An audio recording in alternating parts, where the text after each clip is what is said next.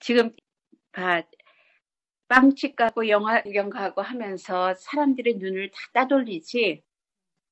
어디로 지금 튈지 모르는 정부거든. 지금 뭘 하고 있는지 다 감추고 있는 거잖아. 제대로 된 거를 하나도 발표를 안 하지. 그리고 그런 엉뚱한 뉴스만 나오잖아.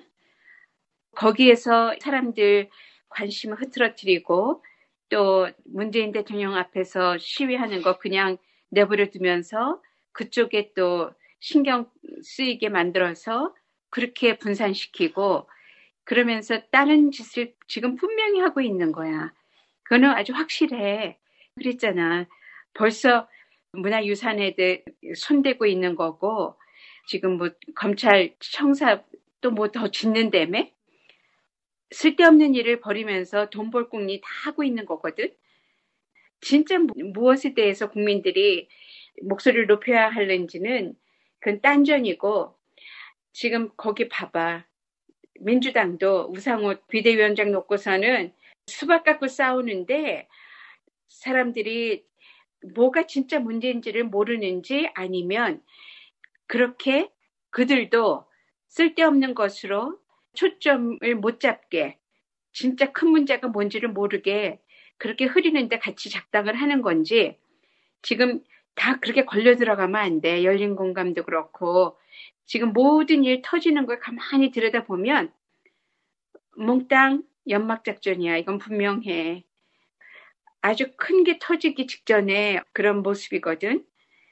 그러니까 북한이 저렇게 난리를 치는데도 영화관에 가서 영화 보고 그 용산 뜰에서 만찬을 하고 그런 걸 보고서는 태평성대를 자기가 위장을 하지만 위장술이지.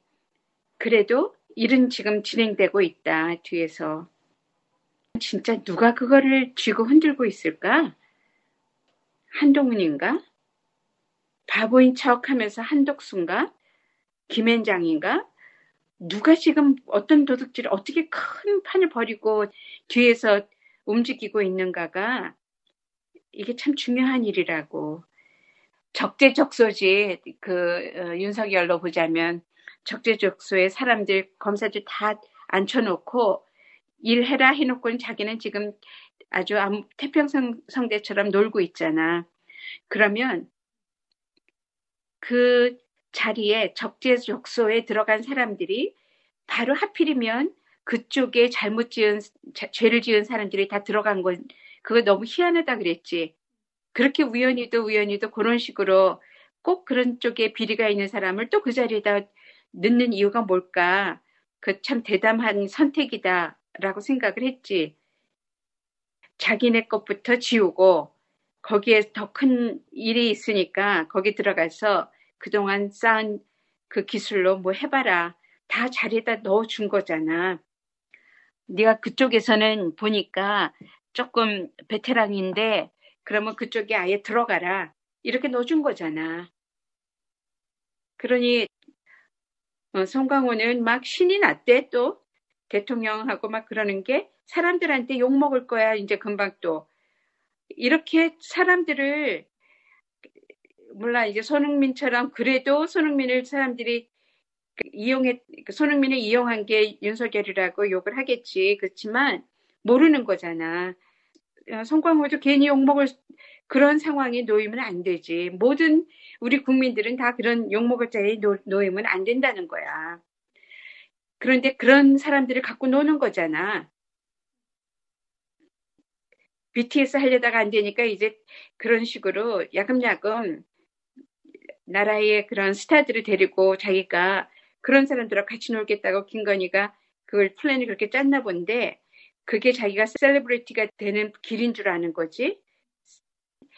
이건 좀 치졸한데 그런 걸로 덮어가면서 사람들이 그런 데 빠져서 이 말 저 말 할 동안에 무슨 일을 지금 꾸미는지 무슨 계략이 있는지 이거 빨리 알아내야 돼. 나는 이건 그들이 바보면 진짜 바보이기를 바라지. 바보면 그걸 모르고 하는 거고 바보면. 그런데 그 바보인 척 하면서 지금 진짜 무슨 계략을 꾸미고 있는지, 만약에 그렇다면 이건 너무 무서운 거지.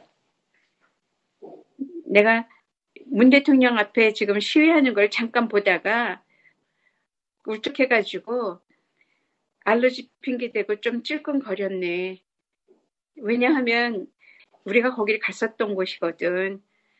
그 조용하고 아름다운 진짜 개발되지도 않은 그런 깨끗한 마을에 이게 뭔 난리 굿이냐고.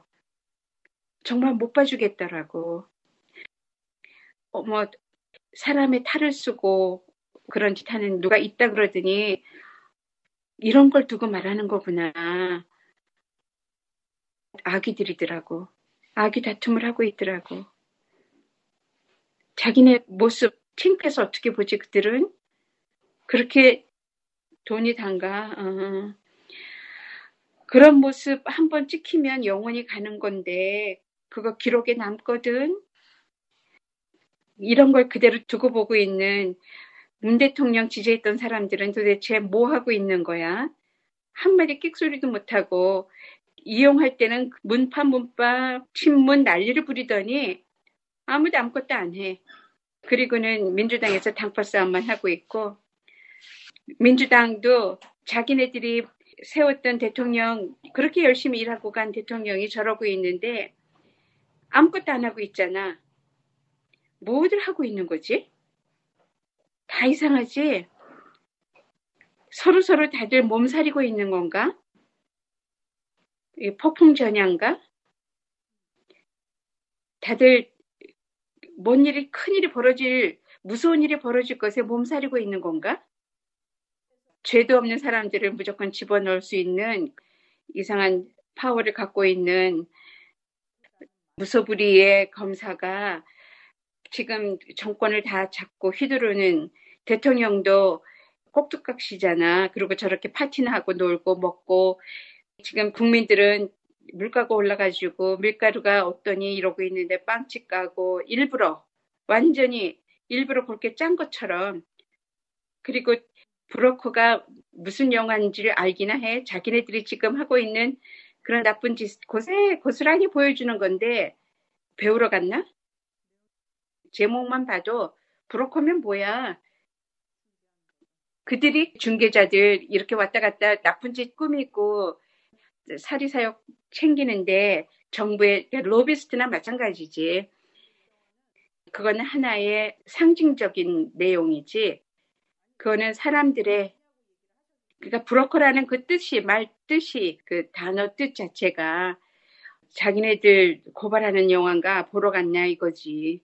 자기네들이 그런 짓을 하니까 혹시 그 내용 가서 좀 배우고 보고 아닌가 긴가, 그것도 나름대로는 뭔가 있어서 갔을 거라고. 이런 시대에 2022년이지.